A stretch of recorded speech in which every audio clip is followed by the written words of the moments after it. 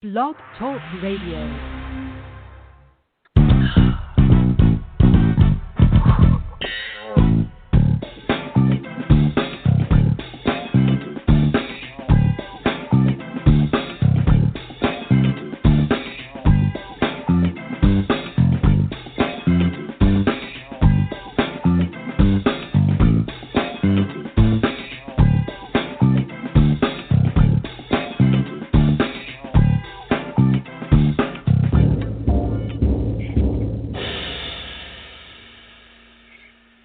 Today is Monday, July 6, 2020, and this is Foxology. I am Silver Ray Fox, your host. Happy July 6th to you people, and welcome to today's Master Your Mindset Monday. Well, I don't dare ask how are you doing, because I know we are all doing the best that we can. And from what I can see, some are doing it better than others. These for sure are just not easy times to pass through and over. But I know if you're like me, you're asking yourself daily, what are the options? Go through, go over, or go under, and we must fight that every step of the way. No going under for us. And I suppose the bigger questions are how to do it. How do we do that? Well, my special guest, my radio BFF, superstar RRR, our TV host, Cassandra McShepard, joins me again today, as she has for each and every edition of Master Your Mindset Monday. And we're going to talk about some of the personal ways we hold it down when things are as crazy as they are right now. You know, how do we free our minds? We're going to talk about it. Welcome, Cassandra. Silver, always a pleasure. Always a pleasure, especially Indeed. at a time like this, especially. Well, you know, it makes for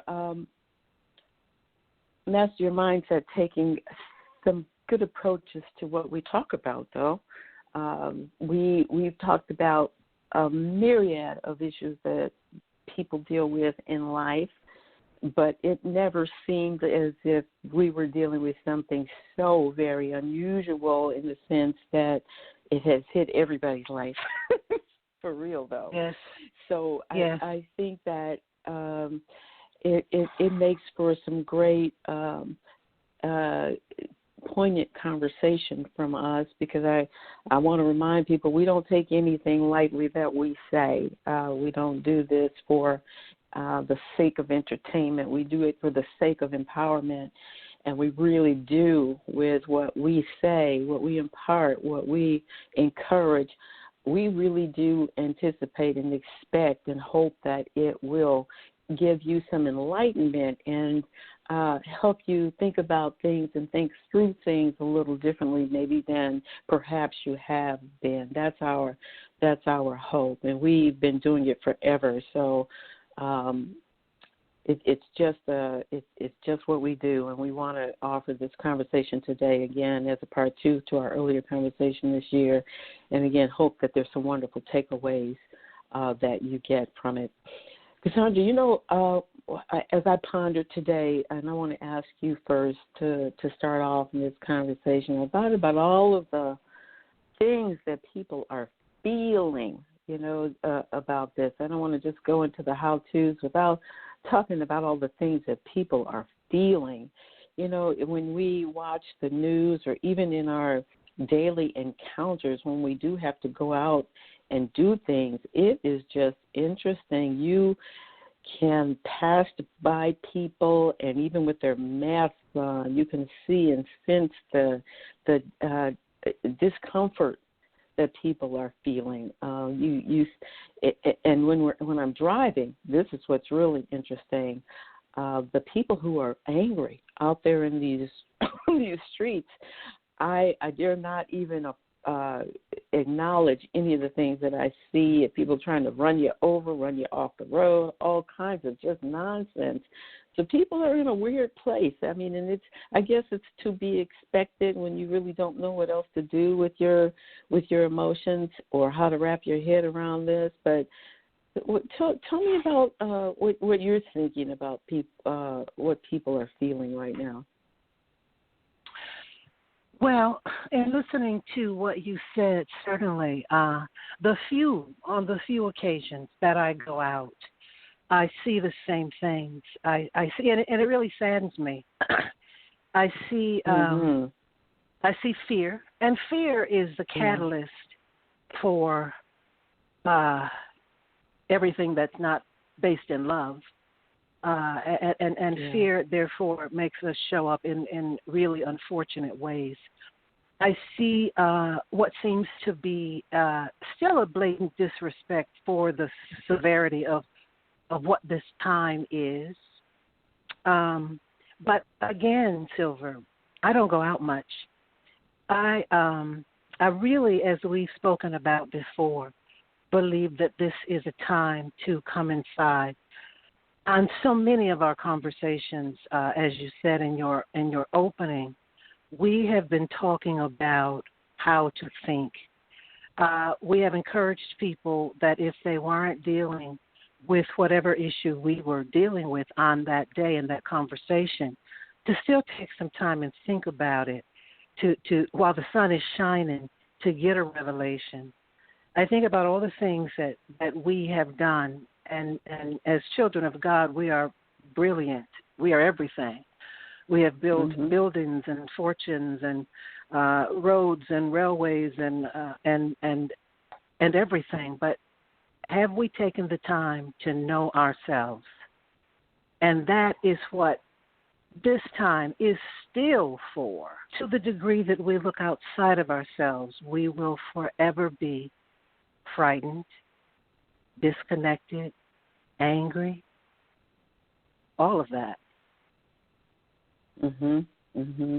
You know, one of the things that I have jotted down is that I think a lot of us feel mentally, emotionally attacked, and typically what we do when we feel attacked is we want to look for ways to survive the attack.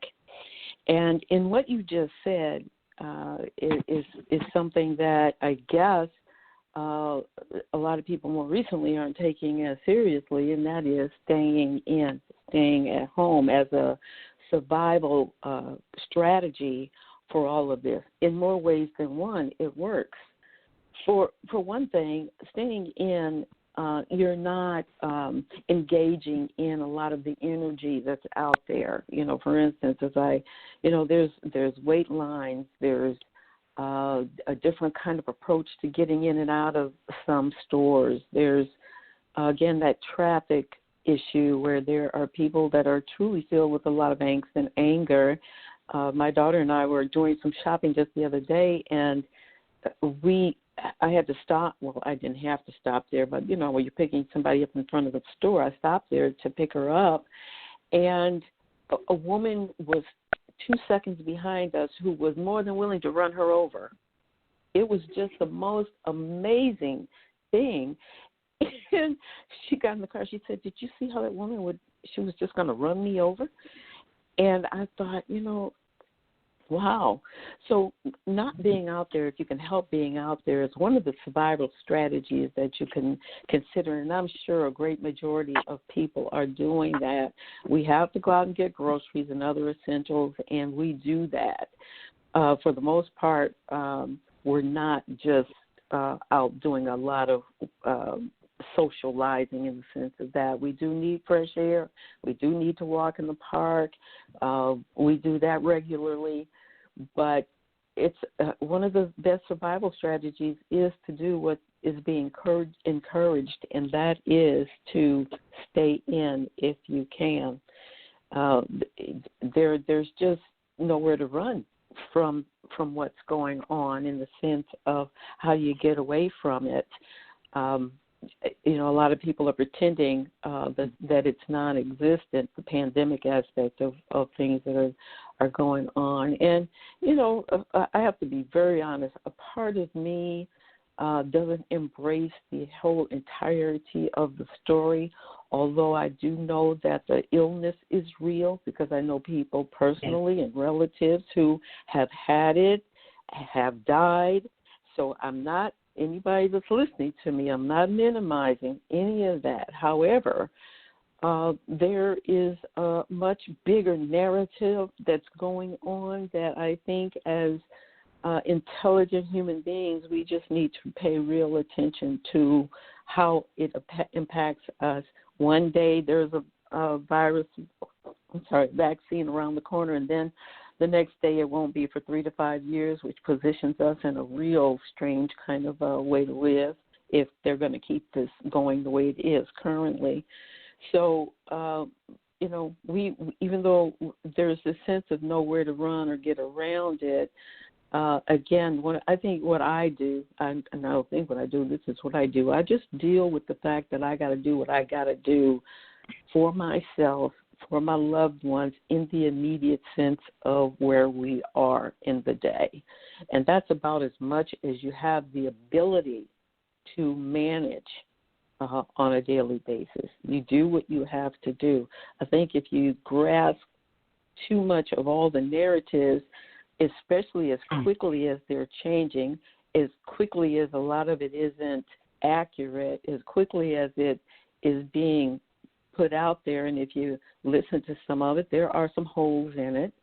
I think that you're going to just continually feel a helplessness and a fear. And that's where you have to just bring things in, reel yourself in, and deal with your life and whatever adjustments, even though they may be some severe adjustments, job loss, kids at home, all of that, is to find ways to make those adjustments as hard as it is. You have to force yourself to make it, because what's happening right now will make you or break you. So you've got to make every effort to make the adjustments and not be hard on yourself about making slow progress in that, because this has been such a swift change for everybody. You have to give yourself the time and patience to adjust. I don't think we're even very capable of just saying, "Oh, this is what it is right now. Oh, okay." We have to adjust. We're creatures of habit, and so we have to learn how to adjust to our new habits, our new normal. Be patient with yourself and allow things to roll out, because you really cannot anticipate, with the way things are going, what's going to happen from one day to the next. Cassandra, what are your thoughts? I think that you're absolutely right in everything that you said. I am not one for taking all the noise or listening to the noise. I'm very, very, especially now, very specific about where I get my information.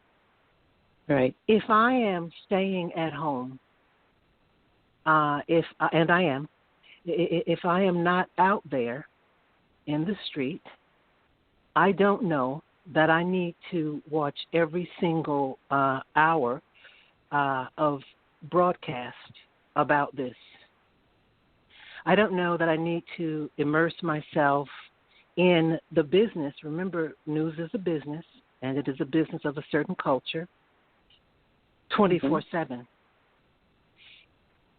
As you said, we are creatures of habit. So whatever we focus on, and the mind is a wonderful muscle. It's a wonderful place. And whatever you feed it is what it will feed you.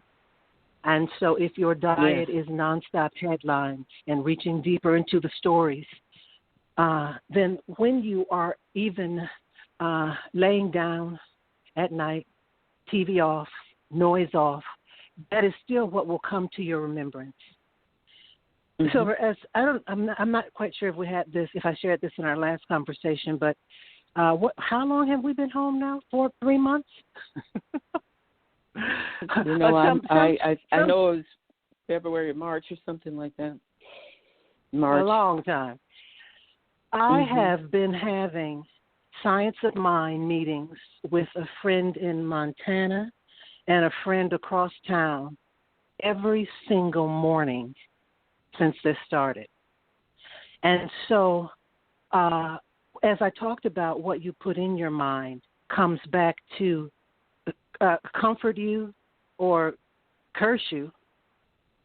I am, again, okay. I feed myself daily.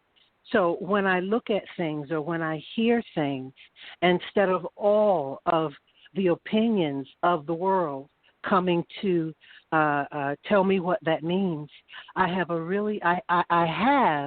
and am continually cultivating a really sound spiritual foundation to discern what I'm hearing.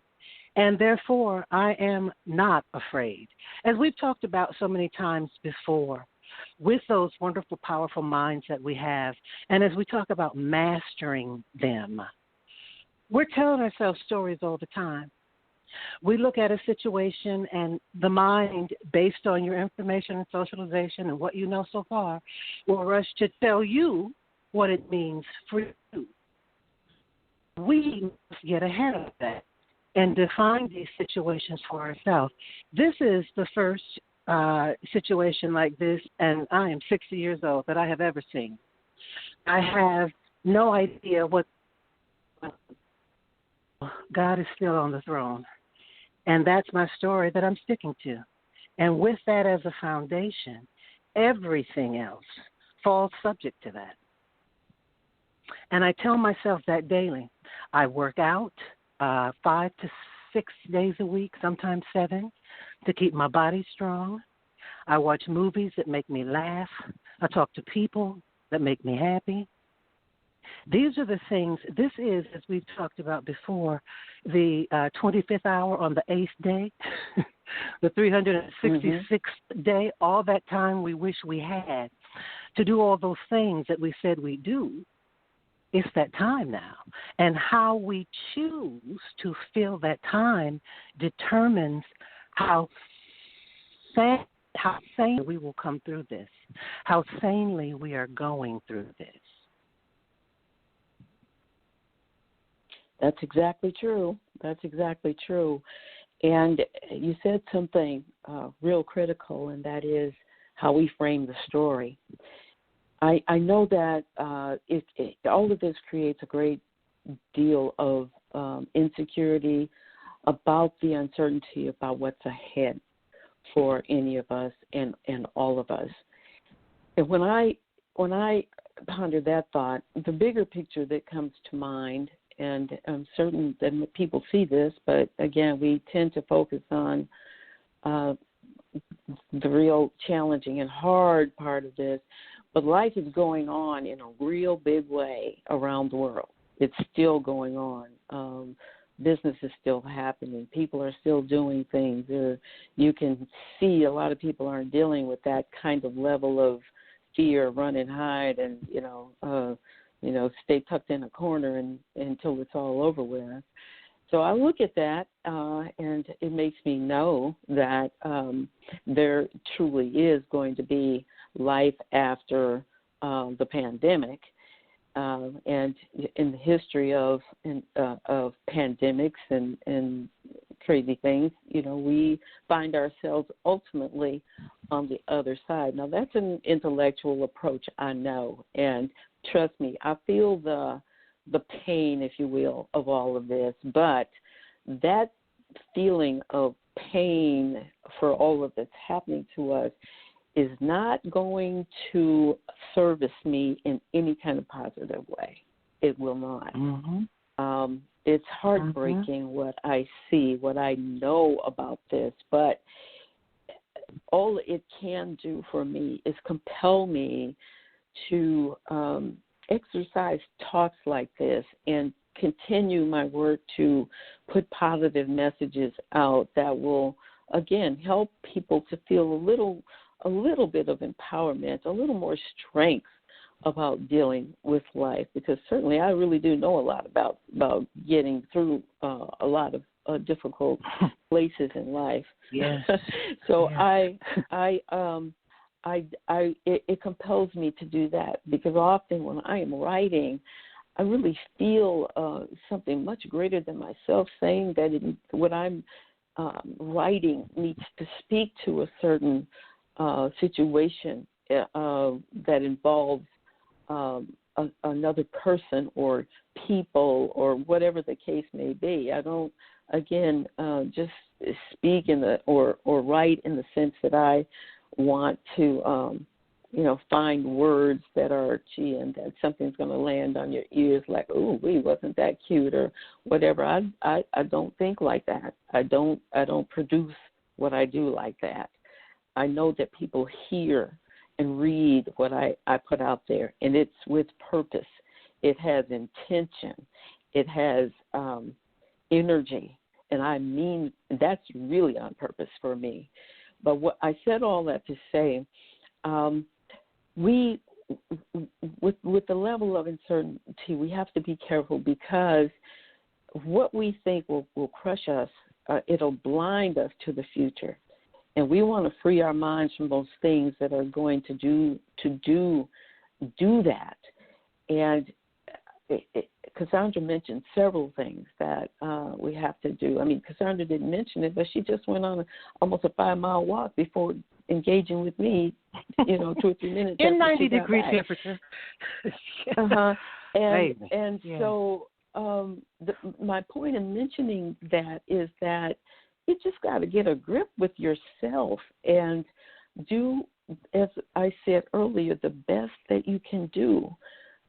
You may not get a 5-mile walk in. You may not get a 3-block-mile walk in, but that's not the point. The point is to do some things for yourself that help you toward a healthier way of thinking and doing things from day to day, if you are not already. Silver, let me add something.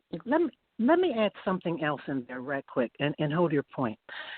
The walk that I went on was with a new client in this pandemic. In my inability to work my traditional job, I have a side hustle. I'm training somebody. So I have a workout partner and a person that I'm training for a fee. And again, so it's a time to start thinking about new ways of dealing with the same old thing, and going back to bartering. And I have this, and what do you have? And how can we do this together? And how can we be healthy together? I'm sorry, go on. I'm glad that you brought up that point, because I've seen several stories recently on national TV regarding people who started just little projects to help with, food projects. A lady who started giving away free, baked lasagna and has turned into a huge entity for herself. Another one I saw with some baked goods, just started out again as an idea to try to help people, and has turned into something lucrative. And so I agree that it is an opportunity for some of us to dig a little bit deeper for things that maybe we had wanted to do, because now you don't have that 9 to 5 anymore, or you may have realized you don't want that 9 to 5 anymore either. You would rather pursue something that feeds your soul, something that's more exciting, something that will give you that greater satisfaction and take care of you financially as well. It's a time to investigate all of that. It really is. Now, again, that's just a small piece of things. Everybody's got a different story at their house about what's going on and how they're going to handle it. But, again, it's just a time where it is allowing us to really do some serious soul searching, some serious seeking of what do we want life to be like over the next few months or the next year or for the rest of our lives. And my encouragement would be with that is, please don't let any fear or hesitation be in making that move? Because this would be a good time. And that's something I've heard a lot of journalists and speakers say, this is a good time for that. It may not feel like it's a good time in any kind of way, but it is a good time. And once you have gotten your bearings on dealing with the shock of all of this and the adjustments that you need to make and figuring out how you're going to get some bills paid and all of that stuff, spend a few minutes a day jotting down some notes or spend a few minutes dreaming your dream and seeing if it's something that you can make happen for yourself right now. And again, like I said earlier about what I was talking about, it's okay if you do things in baby steps. Just because you have that idea, business idea or dream or whatever, things take a minute to unfold. It takes a minute for things to build and to manifest. And there's a learning curve. I think that's something that a lot of folks don't realize, because it's still very high numbers of businesses that don't succeed, and they don't succeed within a short period of time. And that is because we don't have the learning curve that we need about what to anticipate. And you can't anticipate everything that's going to happen with a new business, but just know that there is there will be ups and downs, there will be curves, there will be things that come out of nowhere that you didn't think could happen because your business is so exciting and so wonderful. But don't let that stop you. Every successful person has gone through that. People still going through that when they're even in big business. It's not an unusual thing to have ups and downs and unusual things occur. Just imagine, and you don't have to imagine, you're looking at the news regularly, you can see what the unusualness of this pandemic has caused for business people. But the true business entrepreneur, the true business person, they're going to bounce back, because it's just in their spirit, it's in their heart, it's in their DNA that they're going to do that. It may take some time, but I know about that, and you just can't hold them down. Ultimately, they will make a comeback. Starting out new, don't let the pandemic fool you. You can still start investigating opportunities and going to online meetings at the SBA. I get the notices almost every day. There are people you can talk to, and all kinds of things happening online that are free to give you information about how to do your startup and how to get connected with the right people and sources and resources to make it happen. So another thing, Cassandra, that came to my mind about how people are feeling with all this anger and the angst and aggressiveness, combative even, that I've witnessed on some occasions. And again, I don't want to make it sound like I'm somebody's mama and telling them what to do. But I know if I were speaking to people that I loved up close, I would tell them to don't add fuel to flames and to choose your battles while you're going through this. I would say that. And I say that with love to anybody who is listening, who really wants to get a grip on things. Don't add fuel to flames and choose your battles. I've seen a few things online that found so unbelievable. Let me just share what I would do if someone decided that they wanted to call me the N-word or start a fight. I'm good at walking away. I'm good at looking at a situation and realizing the person is ignorant or just wherever they are in their space. I don't have to allow it to be a part of my space that day or at that moment. I am so not interested in confrontations. I'm so recognizing that you may be having a harder time with this and wrapping your head around it. in a way that I don't use. So I know that we are in situations where we can literally put our lives at risk now by how we respond. And, I think about that age-old thing we say, don't start nothing, won't be nothing. And I'd rather go home to my family. I'd rather be certain they're going to see me again than engage in some of the nonsense that I'm seeing that people want to start. I know it's hard to walk away. I'm actually glad that some of the situations are being posted in that, because behaviors are being called out and people are getting put in check, losing their jobs and all of that. But just choose your battles very carefully and don't position yourself for harm. Stay out of harm's way. Don't start something just because you feel that somebody called you something and you felt violated. It's just not worth it. And I can't tell you or teach you emotional intelligence in an hour, but I can say that, and I've said this many times when I've taught conflict resolution in the workplace, sometimes you just got to walk away from stuff because it's just not worth what some of the things that can happen. It's just not worth it. And it's interesting because a lot of times we'll go back to our corners and we cool down and realize it wasn't that big a deal.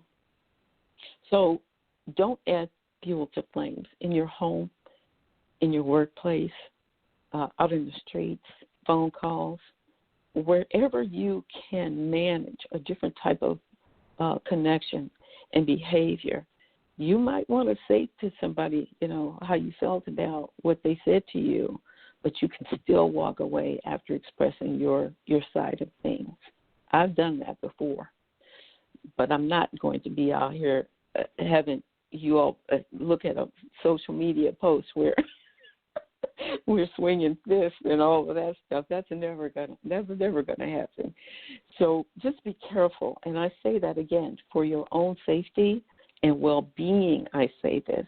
It's just a wise choice to not add fuel to the flames and to choose your battles well. Free your mind from being offended by nonsense and ignorant people. Free your mind from that, because they won't go away. They've been around for a long time. They're going to stay around for a long time. But you do not have to go to that level. What's that Michelle Obama says? When they go low, you go high, and you say bye. Mm-hmm. Sandra, would you like to add anything to that? Yeah, you said an interesting phrase, position yourself.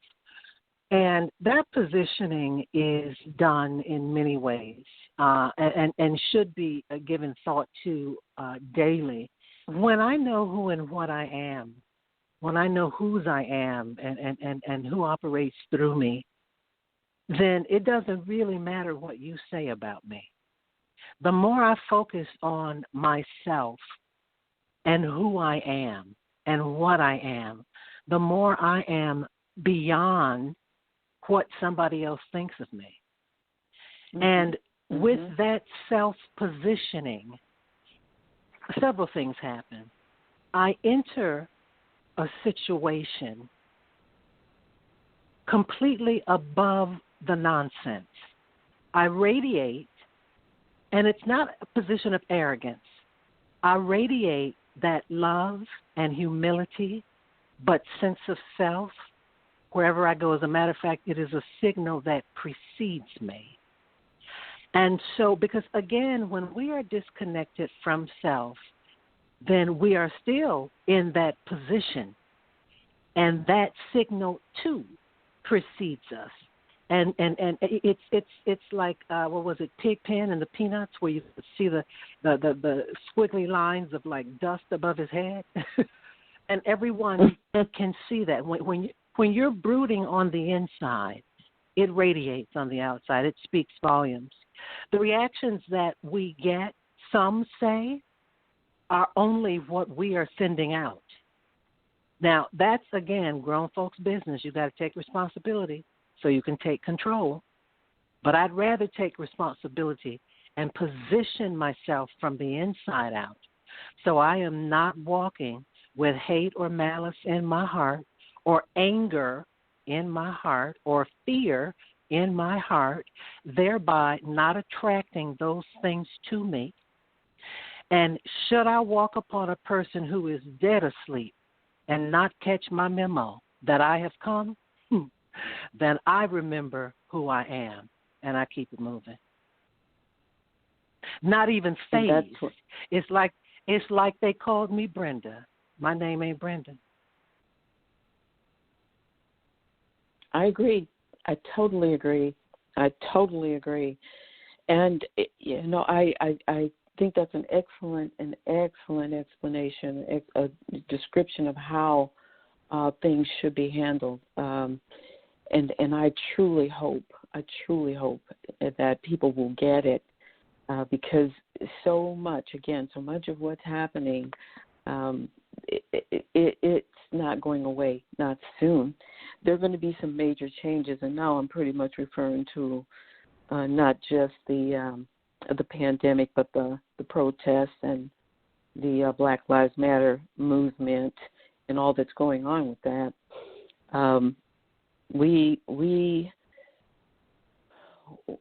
have to know who we are. And when you think about African Americans and you think about truly who we are, I feel such a sense of strength and pride in knowing where we've come from and how we've come so far on the backs and blood of slaves. And I feel like we can't let them down.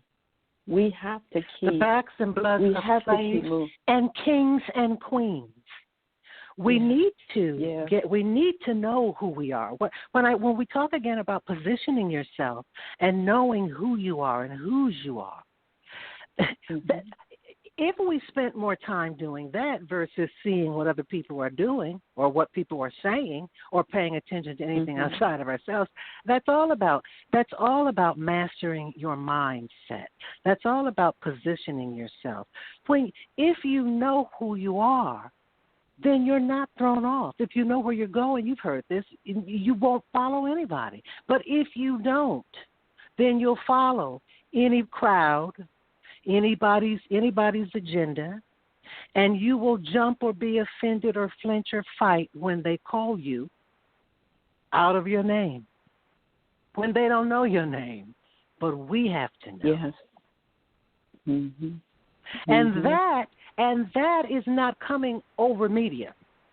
That information is not readily found. It's not hard to find out. But you won't find it on the 9 o'clock, 10 o'clock, 7 o'clock. You won't find it in the headlines. You won't find it in the gossip. You got to go get it. But once you get it, embrace it. And your soul should say, yes, this is who I am. And once you step in that and once you know that, then you're not so easily moved. It's very true. It's very true. You know, we see and hear so many powerful, positive messages about our true identity. And if that was as emphasized through media outlets as some of this other stuff, maybe we would get it. But it means, as you said earlier, we have to take the personal responsibility to truly understand it, to truly understand who we are as African Americans, and know that there's an empowerment and power, strength that comes with that. I mean, we're very deep people. We're deep. It's obvious. It shows. It's manifested. And we just got to keep hanging on to that reality and keep on moving forward. You know, as you said, somebody calls me something else. Okay, have your say and day with that. But you know what? I'm going to be in the hard press, and it is so not going to be about you. It's going to be about me. It's going to be about us.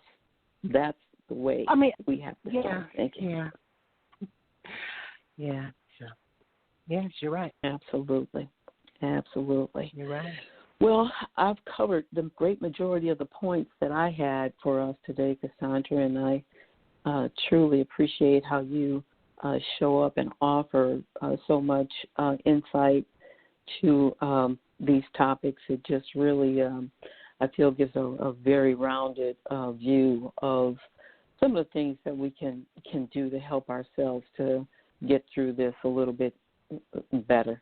We just, the one thing we can't do is allow ourselves to go under or get underneath it. We are just better than that. We really can get through it. So I'm hoping that we said some things today that will help people free their minds and realize that there is a gateway to escape. And even if you can't see it with your eyes right now, that you can believe with your spirit person that in some way we are all going to be on the other side of this. It'll be a hard history to look back on, but we've seen in our history that we do truly overcome, and we will overcome these times. Yes, we do. As well. Yes, we will. As well. Yes, we will. Indeed. Mm-hmm.